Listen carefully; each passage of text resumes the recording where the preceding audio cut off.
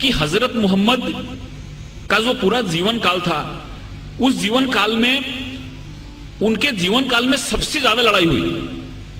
ऐसा बताते हैं कि 84 ऐसी लड़ाई हुई जिसमें उन्होंने प्रत्यक्ष या अप्रत्यक्ष भाग लिया। 84 लड़ाई। लेकिन आपको यह जान के और वहां पे एक आश्चर्य होगा कि 84 लड़ाई तो हुई, लेकिन सबसे कम लोग मरे उस लड़ाई में। अगर एक लड़ाई होती है तो उसमें हजारों लोग मारे जाते हैं, लेकिन इस 84 लड़ाई में जो रिकॉर्ड बताता है, उस रिकॉर्ड के हिसाब से केवल 1014 लोग मरे।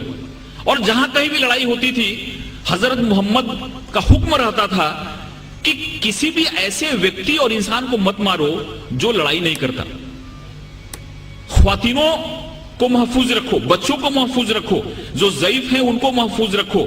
अगर कहीं से गुजरते हो और वहां पे अगर किसी किसान और किसी की पैदावार को नुकसान होता है तो उसको बचाओ। इसलिए 84 लड़ाइयां हुई और उन लड़ाइयों में केवल 1014 लोग मरे। दुनिया का सबसे बड़ा रिकॉर्ड है।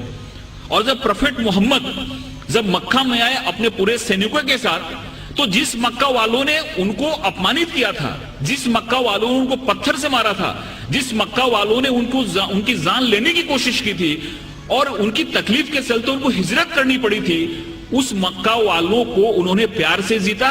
और वो मक्का की जो फतह थी, ऐसी फतह थी जिसमें खून का एक कतरा भी नहीं बना।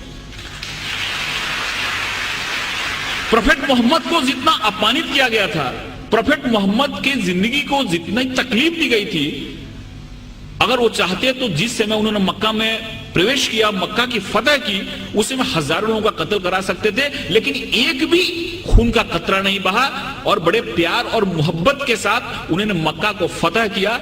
इससे यह बात सामने आती है कि शांति और अमन इस्लाम का मकसद है। तलवार उठाई उन्होंने, तलवार इसलिए उठाई कि तलवार उठाने का उनको हुक्म था, मजबूरी थी तलवार उठाना, कि अगर तलवार नहीं उठाते तो मजहब का क्याम नहीं हो सकता। और हर एक जगह गीता में भगवान श्री कृष्ण ने अर्जुन को कहा कि तुम लड़ाई करो, अगर तुम लड़ाई नहीं करोगे तो धर्म की स्थापना नहीं हो पाएगी। अर्जुन वहां से भाग रहा था।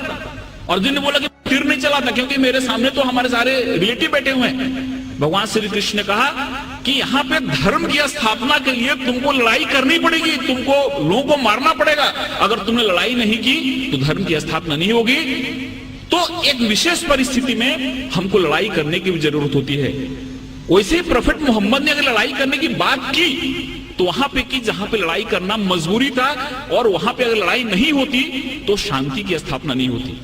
इसलिए ये बात हमारे सामने आती है कि सबसे बड़ी जो बात है कि इस्लाम जहां जहां उन्होंने उनको जहां जहां वो लोगों को मार सकते थे, जहां जहां खून खराबा हो सकता था, वहां पे उन्होंने खून खराबा नहीं होने दिया। कभी कभी उन्होंने अपने को खुद अपमानित भी हुए। जैसे कि बहुत लोगों को मालूम हुआ कि सुलई हुदैबिया जो एक करार हुआ, एक जो मायदा हुआ, उसमें बहुत सारे ऐसे टर्म थे जो टर्म उनको कबूल नहीं थे, इस्लाम के मानने वालों को, मुसलमानों को कबूल नहीं थे। लेकिन प्रोफेट मोहम्मद ने कहा कि अगर यह मायदा नहीं करता हूं तो बहुत बड़ा खून खराबा हो जाएगा और उस खून खराबे से बहुत लोग मारे जाएंगे। इसलिए चलो मेरा अपमान हुआ तो चलेगा, लेकिन शांति के लिए, अमन के लिए मैं करार करता हूं, जिससे बहुत बड़ी लड़ाई टल गई। ऐसे बहुत सारे उदाहरण हैं। एक बार एक यहूदी का जनाजा जा रहा था और प्रोफेट मोहम्मद अपने लोगों के साथ बैठे हुए थे। उन्होंने जब जनाजा देखा तो उठ के खड़े हो गए। उनके लोगों ने कहा कि ये तो मुसलमान का जनाजा नहीं, ये तो एक यहूदी का जनाजा है। तो मोहम्मद ने क्या, प्रोफेट मोहम्मद ने क्या यहूदी इंसान नहीं होता? ये सारी चीजें हमारे सामने आनी चाहिए।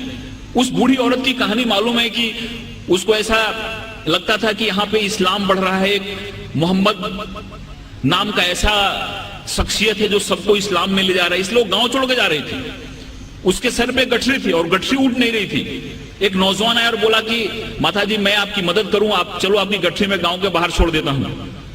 औरत ने उनको गठरी दी और वहां से नौजवान उस गठरी को अपने सर पे लिया और गांव के बाहर गया और बोला कि आप ठीक है, आप गठरी लो, जाओ। उस औरत ने पूछा कि कैसा नेक इंसान है जो अपने सर पे मेरी गठरी लेके जा रहा है। उसने पूछा कि तुम्हारा नाम क्या है? इन्होंने कहा कि मुझको मोहम्मद कहते हैं।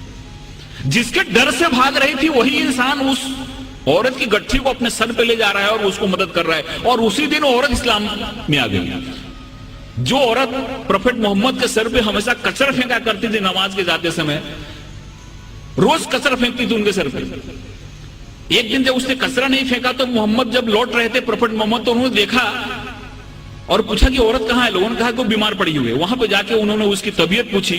उस औरत को लगा कि जिस इंसान को मैंने इतनी तकलीफ दी, जिसको इतना मैंने अपमानित किया, जिसके सर पे मैंने कचरा फेंका, वो कैसा इंसान है कि मैं मेरी तबीयत बिगड़ने पे मेरा हाल पूछने आ रहा है। और वहां पे इस्लाम उसने कबूल कर लिया।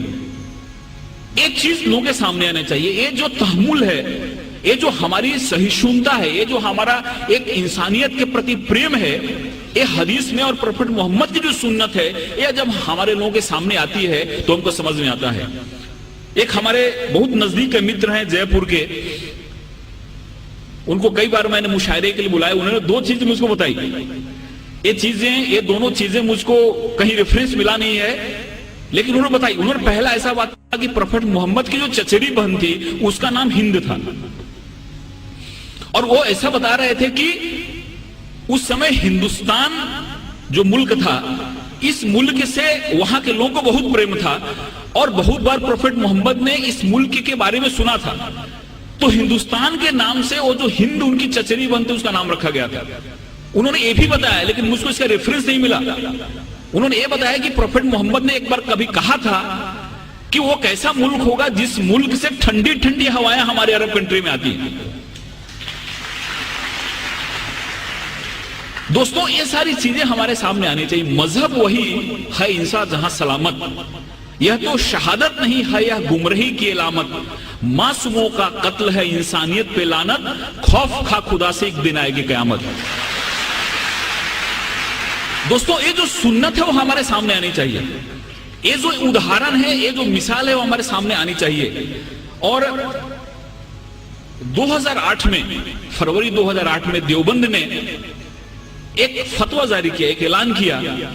उसमें 4000 उलेमा पूरे हिंदुस्तान के जमा हुए थे, और उन्होंने क्लियर कट कहा कि आतंकवाद जो है, दहशतवाद जो है, यह गैर इस्लामी है। इस्लाम कभी भी अनजस्ट वायलेंस को सपोर्ट नहीं करता। इस्लाम में कभी भी गलत हिंसा को सपोर्ट नहीं किया गया है। और फरवरी 2008 में उन्होंने फतवा जारी करके इस दहशतवाद को, टेररिज्म को एंटी इस्लामिक बताया। दोस्तों, मैं कुरान की 2-3 आयत आपके सामने कोट करना चाहूंगा। सूरा अल बकरा आयत 190, इसमें ऐसा फरमाया गया है कि अगर तुम पे युद्ध, तुम पे जंग अगर लादी जाए तो लड़ाई करो। अगर तुम पे जंग ला दी जाए, तुम पे अगर युद्ध ला दी जाए तो लड़ाई करो, क्योंकि खुदा को ज्यादती पसंद नहीं है। लड़ाई करोगे फिर भी जाति मत करना। और हजरत मोहम्मद की सुन्नत में बात देखी जाती है कि उनके दुश्मन भी जो मारे जाते थे, उनके शव का भी और उनके लाश का भी उन्होंने बड़े ही हरमियत के साथ, बड़े आदर के साथ उसका दफन किया। कभी भी उन्होंने किसी लाश को बेइज्जत नहीं होने दिया, कभी भी उसकी बेहरमती नहीं की, कभी उसको तबाह नहीं किया। ये हमारी कुरान की आयत बताती है कि युद्ध उसी से करो जो तुम पे युद्ध लादता है, मजबूर करता है तुमको लड़ने के लिए, लेकिन फिर भी जाति मत करना, क्योंकि खुदा को जाति पसंद नहीं है। सूरा अल मायदा आयत 32, एक निर्दोष इंसान का कत्ल पूरी मानवता के कत्ल के बराबर है। इस आयत में फरमाया गया है कि अगर एक निर्दोष आदमी है, इनोसेंट आदमी है, अगर उस आदमी का कोई कत्ल कर देता है तो उसका कत्ल पूरी इंसानियत के कत्ल के लायक है। इसलिए कभी भी इस्लाम किसी भी निर्दोष और किसी भी बेगुनाह इंसान के कत्ल की कभी इजाजत नहीं देता। यह हमारे कुरान की बात कही गई है।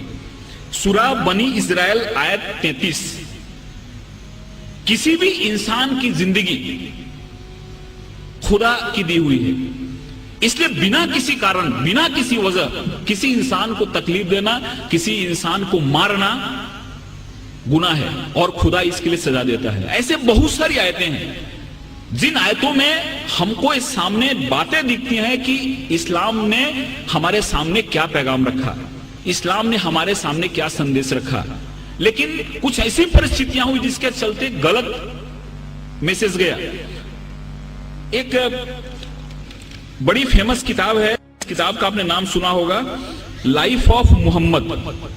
BH हैकल ने किताब लिखी है और उस किताब में उन्होंने ऐसा लिखा है कि बाद में काफी ऐसे ट्राइब्स थे, ऐसे जनजातियां थी जिन्होंने इस्लाम को स्वीकार कर लिया, और इस्लाम को स्वीकार तो कर लिया लेकिन इस्लाम के पैगाम को समझा नहीं, और उन्होंने काफी जगह बहुत सारी उत्पात मचाए, जिसमें ततार और मंगोल्स ऐसे ट्राइब्स थी जो इस्लाम को स्वीकार किया लेकिन इस्लाम को नहीं समझते हुए उन्होंने इतने अत्याचार किए जिसके चलते बहुत ज्यादा इस्लाम बदनाम हुआ कि इस्लाम को मानने वाले ऐसा करते हैं। इसका बीएच हैकल ने अपनी किताब में बड़ा ही अच्छा एक्सप्लेनेशन दिया है।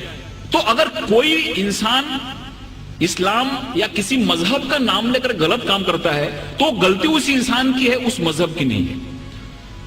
अगर कोई भी व्यक्ति किसी मजहब के नाम पे अगर कहीं कोई गड़बड़ करता है, गुनाह करता है, तो ये उसकी व्यक्तिगत चीज है, वो मजहब उसको उसकी इजाजत नहीं देता।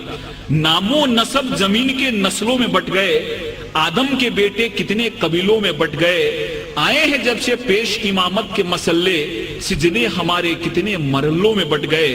ये किस तरह से कौम को इल्जाम में गुम रही, जब रहनुमा ही कौम के फिरकों में बट गए। अगर रहनुमा ही फिरकों में बट गए और उन्होंने उस चीज को नहीं समझा, उसको मकसद को नहीं समझा,